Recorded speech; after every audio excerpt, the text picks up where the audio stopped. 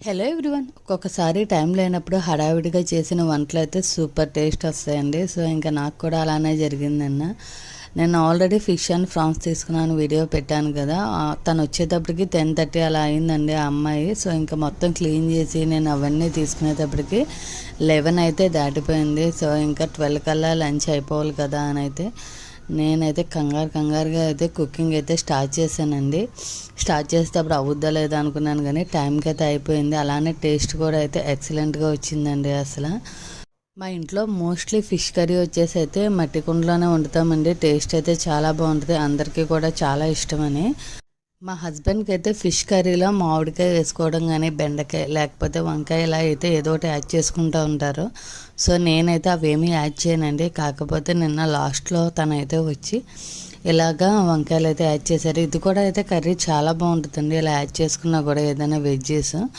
Finally అయితే నిన్న curry అయితే అందరూ సూపర్గా ఎంజాయ్ చేశారండి. బాగా నచ్చింది అందరికీ కూడా. నేనైతే full happy. Please subscribe my channel. Thank you. Bye.